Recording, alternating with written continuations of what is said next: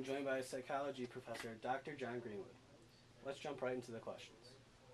What particularly influenced you to go down the road of teaching psychology?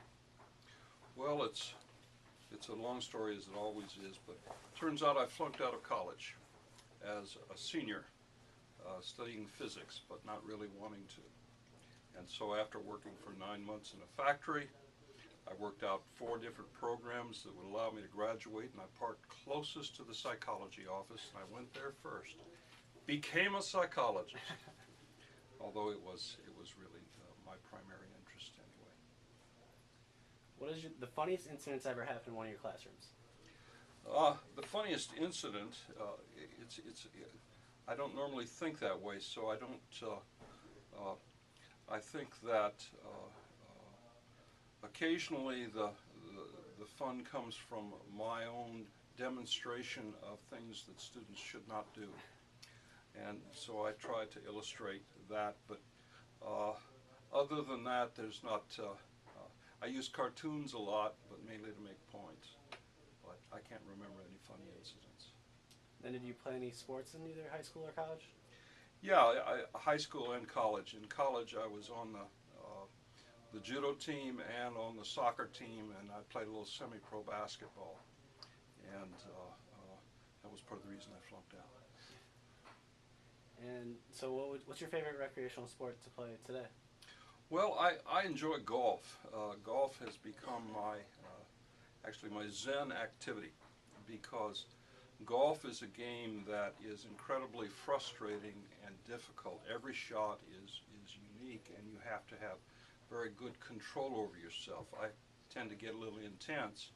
I have very high standards for myself, and so I get frustrated. I haven't broken a club, but each time I go out, I have to try to convince myself to stay within myself, to appreciate the day, to enjoy the friends that I'm playing golf with, and not to get upset when I miss a shot, which I do often enough. And one thing that most people wouldn't know about you? Well, the martial arts perhaps would be the one thing that they wouldn't expect. I'm also an artist. I don't paint and draw anymore, although I do use photography, and in fact have contributed to windows in their competition. What's the best part about teaching at Lewis? The best part of teaching at Lewis is the students. It is the situation that Lewis has a lot of just genuinely nice students. Now, I teach in both the adult program and the evening program. I direct a program in human resource management, so I have an accelerated program and a traditional one. And so that's a wide variety of students coming from a variety of different directions, and I really enjoy learning from the students and helping them. There is a lot of uncertainty among students. They're not quite sure what they want, not quite sure that they can actually get it done, and so I try to help them find the strength that I know they have. On the average Sunday afternoon, what are you most likely to be doing? Probably watching golf and grading papers, or doing various other kinds of things around the house. I'm not a party goer, so I'm not recovering from Saturday night. What class besides psychology would you have liked to teach? Well, probably in philosophy or anthropology, because I really enjoy those areas, and in fact try to organize that material into my classes. I created a class called Cross-Cultural Psychology that basically talks about differences among cultures and examines the various religious orientations of people around the country. So I see psychology as spreading a long way. And who will win the Crosstown Classic this year, the Cubs or the White Sox? Well, I've been following the White Sox since 1951, so I've been disappointed a lot of times. So I'll be happy if they win, but I won't be crushed if they don't.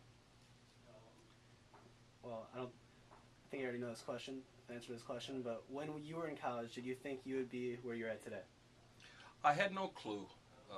I'll be honest. I like a lot of students, when I graduated with my bachelor's degree, after having flunked out, I had a low grade point, so I didn't have a lot of options. And so basically I wandered out to California to visit a friend, and then got tired of doing that, went up to see my brother, and he was in graduate school, and he says, why don't you go to graduate school? I said, okay, I got nothing better to do. I got tired of going to a unemployment office in California trying to get a job. And so really each time I have been trying to build on what I have, but I'm still not sure what I'm going to do when I grow up. Thanks for your time, Dr. Greenwood, and this was a very fun interview today.